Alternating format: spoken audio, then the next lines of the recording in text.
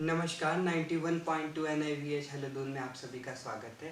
मेरी बात इस श्रृंखला के अंतर्गत आज हमारे साथ है अनूप सिंह जी। नमस्कार। नमस्कार जी। मैं आपका बहुत बहुत स्वागत करना चाहूँगा 91.2 NIVH हेलोदून में।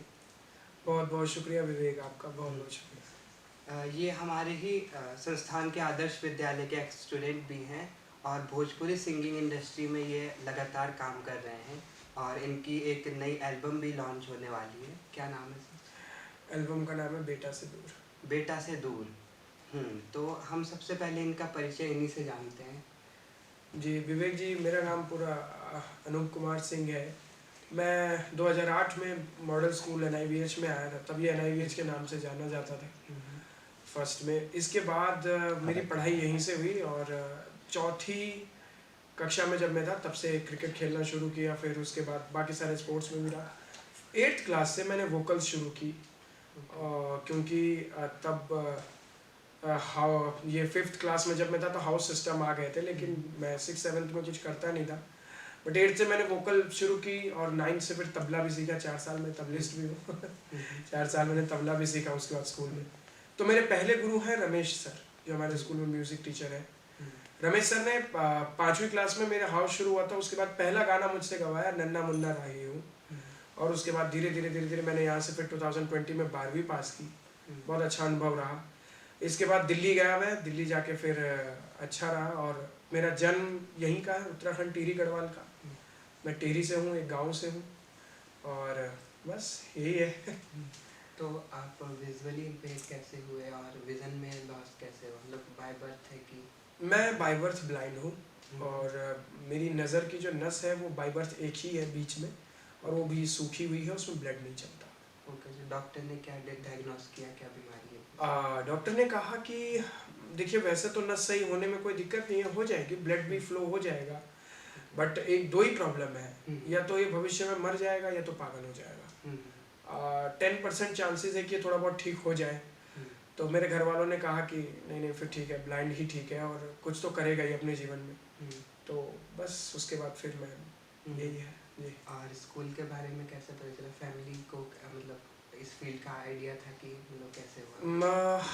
विवेक जी, स्कूल के बारे में कैसे पता चला, ये तो जब मेरा जन्म हुआ उसके बाद 2007 में मैं गढ़ी कैंट में एक स्कूल था आंगनवाड़ी, वहाँ पे मैं पढ़ता था। आंगनवाड़ी में तो बाहरी जगह होते हैं, तो वहाँ पे पढ़ता था मैं, मतलब डेली लिविंग स्किल्स वगैरह सिखाते थे वो लोग। तो वहाँ पे एक मैडम थी जो टीचर थी, मधु मैडम। तो उनको यहाँ के बारे में पता था, तो उन्होंने मुझे बताया, मेरी फैमिली को बताया। इसके बाद मैं आगे फिर मैंने प्रोसीड किया और 2007 में ही मैं यहाँ आ गया था। बट मेरे दादा दादी के मौत हो गई थी उस वक्त, तो सडनली मेरे को जाना पड़ा घर। तो उसके बाद मेरी फैमिली इतनी मतलब सक्षम नहीं थी, फाइनेंशियल स्थिति बहुत ख़राब थी कि मैं वापस नहीं आ पाया। तो जब मैं वापस आया तो इन्होंने कहा कि अभी हाफ ईयरली पेपर जा चुके हैं, आप 2008 में आइएगा। तो तब फिर मैं 2008 में आया। ओके जी। और यहाँ पे आके ब्रेल सीखी होगी आपने? जी जी जी।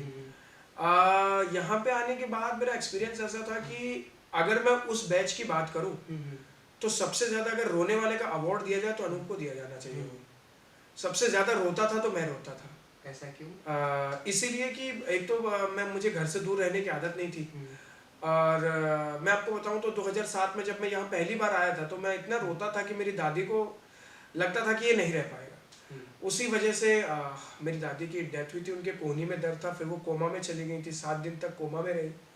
और वो बार बार मेरी मम्मी से ये कहती थी कि ये नहीं रह पाएगा, इसको ले जाओ, वापस ले जाओ। बट अगर मैं उस समय चला जाता तो शायद आपके साथ नहीं बैठा होता, बट मैंने अपनी दादी को खोया, उन्हीं के गम में दादा को खोया। उसके बाद यहाँ जब दोबारा आया तो ब्रेल सीखी। ब्रेल सीखते समय भाई एक आपको फनी किस्सा बताता हूँ। ब्रेल सीखते समय ये था कि जब मैं स्लेट गार्ड में ब्रेल लिखता था तो मैं एक ही होल में बस छेद करता था, तो वो पेपर पूरा फट जाता था। तो मैंने बहुत पेपर भी फाड़े और बहुत मार भी खाई है टीचर्स की, ऐसी बात नहीं है। तब कौन ब्रेल सिखाते थे? उस समय पर ब्रेल सिखाती थी सुनीता शर्मा मैम। सुनीता शर्मा मैम बहुत पुरानी टीचर है, वो तब इंग्लिश ब्रेल सिखाती थी, और एक शोभा मैडम थी, वो तब हिंदी ब्रेल सिखाती थी। हाँ जी। तो दोनों अलग अलग टीचर थी, लेकिन दोनों से मैंने मार खाई है क्योंकि मेरे को ब्रेल आती नहीं थी जी। तो लगभग कितना समय लगा पूरी सीखने? फिर सुनीता शर्मा मैम और शोभा मैम सिखाती थी, लेकिन बीच में मंजू रावत मैम आ गई थी, वो विजुअली इम्पेयर्ड थी। उन्होंने फिर धीरे धीरे ब्रेल सिखाई और सेकंड क्लास में उन्होंने एक कहानी रटवा दी कि आप इस कहानी को बार बार लिखो, पेपर को उलट पलट कर, जब तक आप सही नहीं लिखते हो। तो एटलीस्ट 2.5 साल के बाद मुझे ब्रेल आ गई थी। ओके जी। और स्पोर्ट्स टीचर तो तब नरेश सर होंगे? नहीं, जब मैं 8th तक था उससे पहले मिश्रा सर थे। जी जी। उनके संग एक्सपीरियंसेस? मैं ऐसा था कि चौथी क्लास में बच्चा था, तो उस समय बैट मेरी हाइट से ऊपर जाता था, लेकिन मुझे शौक था खेलने का, तो सीनियर्स खेलते थे तो मैं बॉल पकड़ पकड़ के और देता था सीनियर्स को। धीरे धीरे अपने जूनियर्स के साथ या अपने साथियों के साथ खेलना शुरू किया, तो गंभीर एक इकलौता बंदा ऐसा था उसमें कि वो 5वीं 6ठी में ही डेब्यू हो गया उसका बाहर। तो तब ललसा जागी कि नहीं, मुझे भी खेलना है। तो पहला डेब्यू था मेरा फरीदाबाद में। उस समय नरेश सर आ गए थे। उस समय मेरा पहला डेब्यू फरीदाबाद में था और मैं मैन ऑफ द मैच भी था चंडीगढ़ के साथ। तो पिछले 10 सालों से मैं उत्तराखंड को रिप्रेजेंट कर रहा हूँ उसके बाद। ओके जी। और फ्रेंड्स का आपने जैसे नाम लिया, तो आपके कौन कौन फ्रेंड्स थे? मेरी क्लास में अगर मैं बात करूं तो बचपन से जो मेरे साथ रहा है ज्ञान सिंह है, हमेशा सपोर्ट किया उसने। और गंभीर है, दीपक यादव है, केवल कृष्ण है मेरी क्लास के बैच के, सागर है, बहुत सारे फ्रेंड्स हैं ऐसे जो मेरे बैच के हैं। जी जी। सौरभ दास, जिन्होंने मेरे म्यूजिक करियर में बहुत मेहनत की, अपना पूरा एफर्ट झोंक दिया। जी। और हम लोग के साथ आप क्रिकेट भी खेला करते थे, तीसरी के शॉट आपको याद ही होंगे। मत भूलिए, आपको मेरे दोहरे तेरे भी याद ही होंगे। तो ऐसा नहीं है कि मैंने जूनियर, देखिए मैं आपको एक बार बताऊं, मेरा पूरा जीवन जूनियर्स के साथ ज्यादा बीता है। मैंने सीनियर्स के साथ मतलब मैं कभी रहा ही नहीं हूँ, या मेरी क्लास वाले के साथ ज्यादा मेरा कभी उठना बैठना नहीं हुआ। जूनियर्स के साथ मेरा जीवन बहुत बीता है, जैसे कि निखिल है, आरब सिंह है, या ऋतिक है, रोहित है, आप लोग हो गए, मनीष पलड़िया, बहुत सारे बच्चे हैं, फहीम इकबाल, आशीष दुबे, इन लोगों, ऋतिक, इन लोगों के साथ मेरा बहुत बचपन बीता। मैंने पूरा अपना स्कूल जीवन जूनियर्स के साथ ही बिता दिया। और कोई किस्सा जो आपको याद आ रहा हो हॉस्टल से रिलेटेड? मेरे बहुत किस्से। मैं अगर अपना कामयाबी का किसी चीज़ को श्रेय मानता हूँ तो ये मानता हूँ कि मैं यहाँ तक पहुँचा हूँ तो मैं अपने कूल माइंड की वजह से पहुँचा हूँ। NIVH के मॉडल स्कूल में एक छवि है हमारी कि हम लोग बहुत शैतान थे। हमारी जो टीम थी बहुत शैतान टीम थी, हम लोगों ने बहुत शैतानियाँ की है, टीचर्स को परेशान करना। तब हमारे प्रिंसिपल थे श्री कमलवीर सिंह जग्गी सर, बहुत डिसिप्लिन वाले थे, बहुत डिसिप्लिन था उनके टाइम पे, आज भी है लेकिन उनके टाइम पे कुछ ज़्यादा ही था, मतलब हमारे लिए। हमने वो भी तोड़ा, बहुत शैतानियाँ की। छोटे बच्चे आपसे डरा भी करते थे उस समय थोड़ा? हाँ बिल्कुल बिल्कुल डरते थे। अगर मैं बच्चे करके चिल्ला देता था तो बहुत डरते थे वो। लेकिन मैं ये कहूँगा कि मैं छोटे बच्चों के लिए भलाई के लिए बोलता था कि आप हल्ला मत करो। बाकी हाँ जी, बाकी मैंने तो बहुत किया है वो, फिर मुझे उसका खामियाजा भी भुगतना पड़ा। सोशल एक्टिविटीज में भी इन्वॉल्व रहते थे? जी, वो मेरा बस काम इसीलिए है कि मेरे जूनियर्स को कोई दिक्कत नहीं हो आगे, इस वजह से सोशल एक्टिविटी में मैं जी रहा हूँ। और IT के क्षेत्र में या कंप्यूटर्स में देखे तो आपका इंटरेस्ट रहा था? कंप्यूटर के क्षेत्र में मेरा उतना इंटरेस्ट है, ऑडियो गेमिंग की दुनिया में मेरा बहुत इंटरेस्ट है।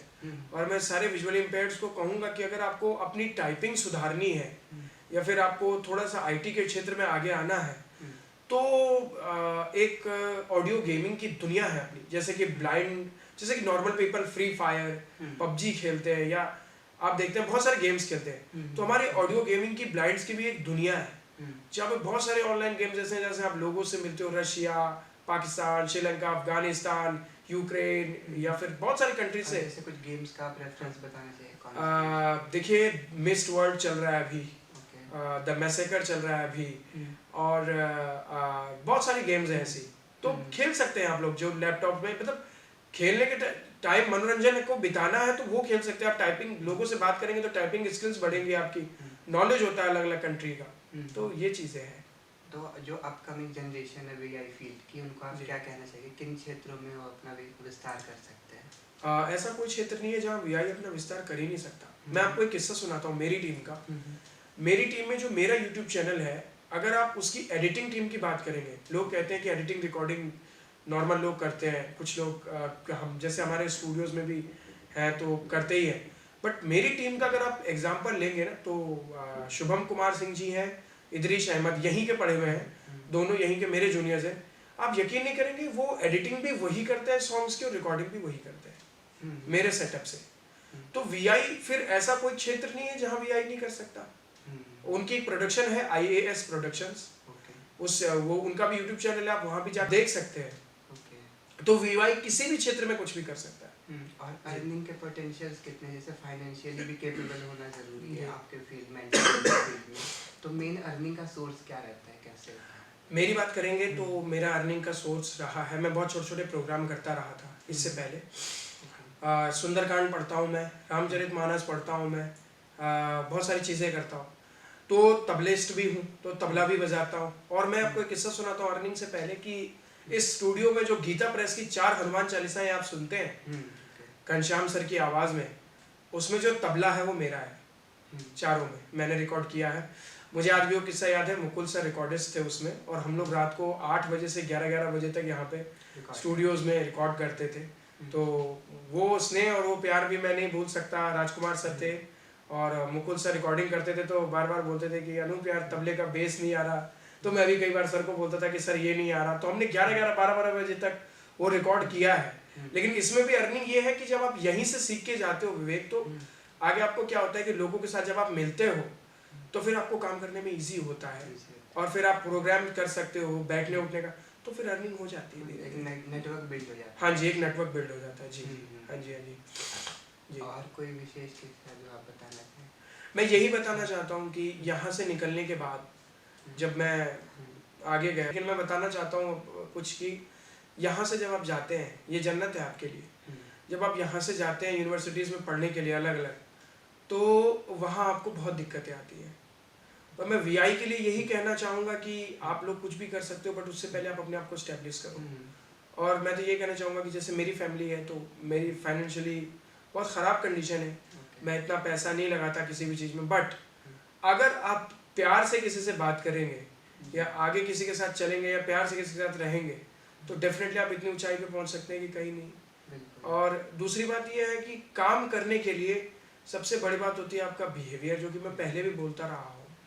और उसके बाद जैसे जो भोजपुरी इंडस्ट्री है उसमें कई कलाकार हैं जो दृष्टिबाधित अभी इधर उधर हैं, बट एक स्टैब्लिश ब्लाइंड सिंगर या दृष्टिबाधित कलाकार कोई नहीं है। मेरा मकसद है वो बनना, क्योंकि विजुअली इम्पेयर्ड जितने आगे पीछे घूम रहे हैं जो कलाकारी में ध्यान देना चाहते हैं, उनको आगे बढ़ाना। और मेरी टीम में जैसे 2 विजुअली इम्पेयर्ड हैं, तो मेरा मकसद है कि जब मेरे पास थोड़ा सा बजट हो तो मैं एक स्टूडियो खोलूँ जहाँ हर काम विजुअली इम्पेयर्ड करे, सिर्फ एक कैमरा पर्सन के अलावा, क्योंकि कैमरा पर्सन का काम विजुअल इम्पेयर्ड नहीं कर सकता।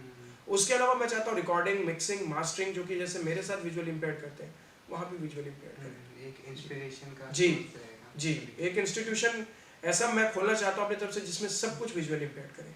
जी जी। और अब बात करते हैं आपके कॉलेज टाइम के बारे में, मतलब कॉलेजेस में आपका कैसा एक्सपीरियंस रहा, आप कैसे मैनेज किए, या कब वीआई कम्युनिटी से बाहर निकल के एक अलग एक्सपीरियंस? मैं आपको बताऊं तो जब यहाँ पे था तो लगता था कि नहीं यार, जैसे भी रहो ये अपना ही है। जब आप नॉर्मल फील्ड में जाते हैं ना विवेक, तो आप देखिए, मैं क्लियर कट बात कहूँगा, ऐसी बात नहीं कहूँगा कि घुमा फिरा के। आपकी ड्रेसिंग सेंस, आपकी पर्सनैलिटी, आपका बोलने का तरीका, आपका उठने बैठने का तरीका, ये सबसे ज़्यादा मेन है आपके आगे बढ़ने के लिए, जो कि एक विजुअली इम्पेयर्ड के पास होना चाहिए।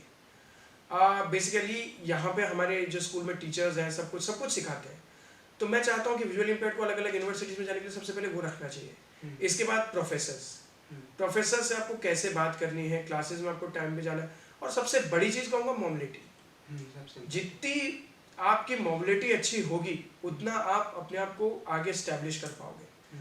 जितनी आपकी मोबिलिटी खराब होगी उतना आप अपने आप को स्टैब्लिश नहीं कर पाओगे। दिल्ली की बात करूँ, पहले दिन जब मैं कॉलेज के लिए निकला, यकीन नहीं करोगे, मैं तब कॉलेज पहुंचा जब मेरी सारी क्लासेस खत्म हो गई थी। मोबिलिटी जी 2 बजे। ऐसा नहीं था कि मैं मोबिलिटी नहीं कर पाता था, बट दिल्ली इतना बड़ा शहर है, इतनी गाड़ियाँ चलती हैं, और बगल से आपके पैर के पास से गाड़ी निकल जाएगी, आप डर जाओगे। तो वहाँ पे जब मैं पहुंचा तो 2 बजे मेरी सारी क्लासेस खत्म हो पाई थी, और सिर्फ कॉलेज था मेरा 45 मिनट अगर मैं रेगुलर जाऊँ तो। लेकिन पहुंचा मैं तब क्लास खत्म हो चुकी थी, वापस आया, अगले दिन से और जल्दी निकला, धीरे धीरे पहुंचा, बसेस वगैरह, उसके बाद जब मैंने कॉलेज किया तो मेरे को सबसे बड़ी दिक्कत आई कि मैं हिंदी मीडियम से था, क्योंकि मैंने हिंदी मीडियम से स्टडी की थी। अब तो मुझे लगता है कि हमारा स्कूल इंग्लिश मीडियम धीरे धीरे हो रहा है, बट सारा मटेरियल और सारी चीज़ें मिलती हैं इंग्लिश मीडियम में। बहुत दिक्कत होती है, बहुत ज़्यादा प्रॉब्लम्स होती है। तो मेरे कॉलेज के दिन तो ऐसे रहे कि मैंने नॉर्मल फ्रेंड्स भी बनाए, बहुत सारे अच्छे फ़नी किस्से भी रहे, बहुत सारी लाइफ अच्छी भी रही, बहुत बुरी प्रॉब्लम्स भी आई, बहुत परिस्थितियाँ ख़राब भी आई, सही भी हुई। बट अगर आप अपने आप में अडिग हो तो कोई कुछ नहीं कर आप सकता। वहाँ हॉस्टल में रहा करते थे, पीजी? नहीं, मैं एक प्राइवेट हॉस्टल में रहता हूँ, एक संस्था चलती है, संस्थाओं में रहता हूँ, क्योंकि इतना पैसा खर्च नहीं कर सकता। लाइफ बहुत ऐसी है कि धीरे धीरे बढ़ते हैं।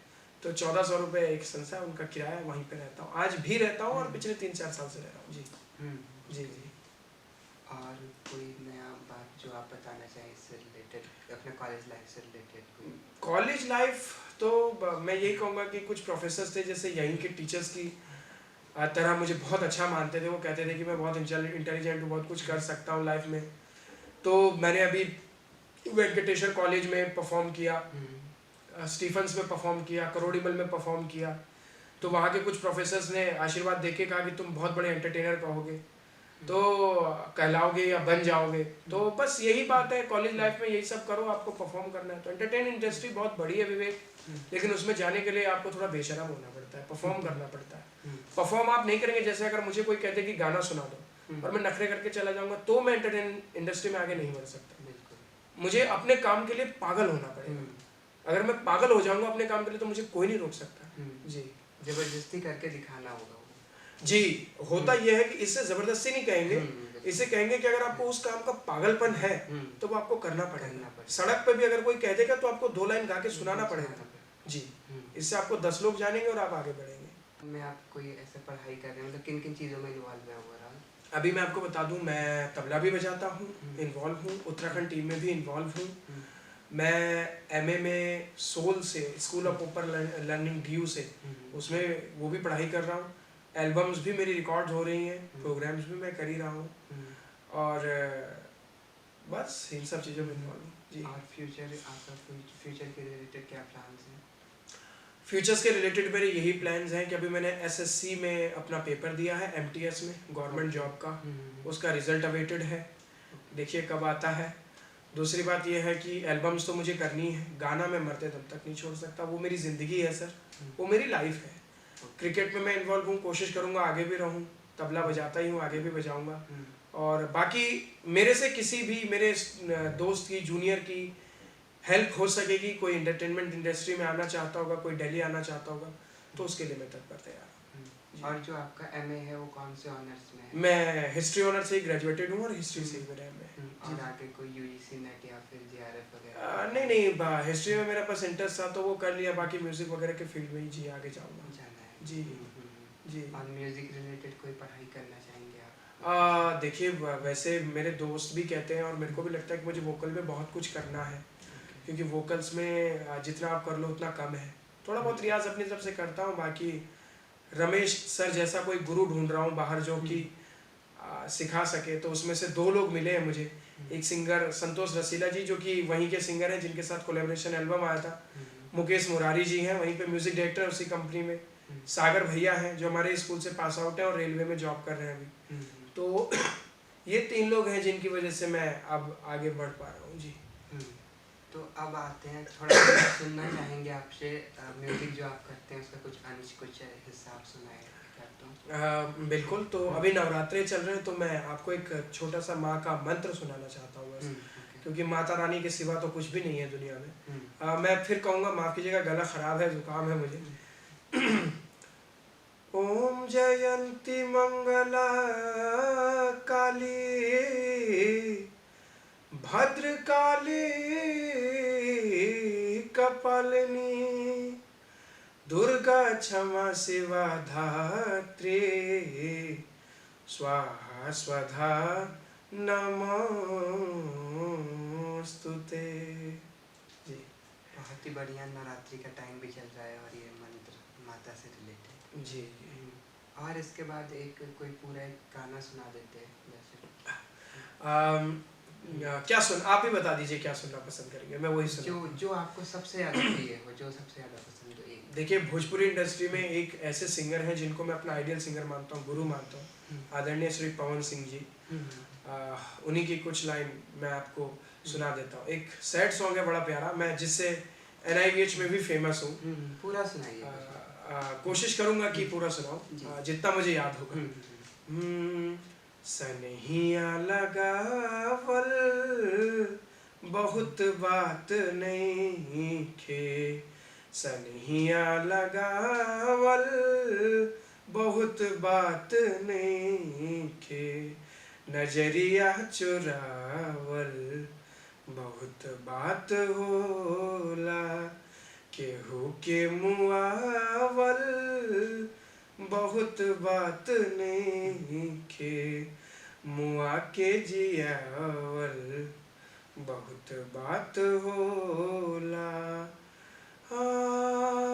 लाई के सनेह तुता चली गईलू जब से, सूरज के घाम हम ता देखनी ना तब से, केहू के रुआवल बहुत बात नीखे, रुआ के हंसावल बहुत बात होला। जी, थैंक यू। बहुत ही सुंदर प्रस्तुति। और ये पवन सिंह जी को आइडल मानते हैं और उन्हीं के द्वारा गाया गया ये गीत। और आप इस इंडस्ट्री में किन किन को सुनते हैं? इस इंडस्ट्री में पावर स्टार श्री पवन सिंह जी को, जिनको आइडियल मानता हूँ, खेसारी लाल यादव जी हैं, रितेश पांडे जी हैं, कल्लू जी हैं, शिल्पी राज जी हैं, इनको मैं बहुत ज़्यादा सुनता हूँ। जी, से इंस्पिरेशन से। जी जी जी जी जी। सो अब हम अंतिम पड़ाव तक पहुँच चुके हैं साक्षात्कार के। तो हमारे साथ थे आज आदर्श विद्यालय के ही एक एक्स स्टूडेंट, और जिन्होंने भोजपुरी इंडस्ट्री में काफ़ी कुछ किया है, काफ़ी गाने उन्हें गा रहे हैं, लगातार काम कर रहे हैं। आप कुछ अंतिम में कुछ कहना चाहेंगे दर्शकों? जी, ज़रूर कहना चाहूँगा। मैं धन्यवाद करना चाहता हूँ अपने गुरुजनों का, आदर्श विद्यालय NIVH का थैंक्स। जी, बस इतना ही कहना चाहूँगा कि देखिए, हर कोई फाइनेंशियली मजबूत नहीं हो सकता, तो आप जिसकी चाहे मदद करें, और जो ऐसा हो। और दूसरी बात, एक और चीज़ की, जो जहाँ चाहे आगे आ रहा हो, आप उसको रोकिए मत, उसको आगे बढ़ाइए, और आपसे जो हो सकता है उनके लिए कीजिए आप। बस इससे ज़्यादा कुछ नहीं कहना चाहूँगा, बस इतने ही शब्द हैं मेरे पास। जी, थैंक यू। सो आज हमारे साथ थे अनूप सिंह जी, जो कि भोजपुरी इंडस्ट्री में काफ़ी समय से काम कर रहे हैं और आदर्श विद्यालय के एक स्टूडेंट हैं। आपका बहुत बहुत धन्यवाद यहाँ पे आने के लिए और समय देने के लिए। Thank you very much.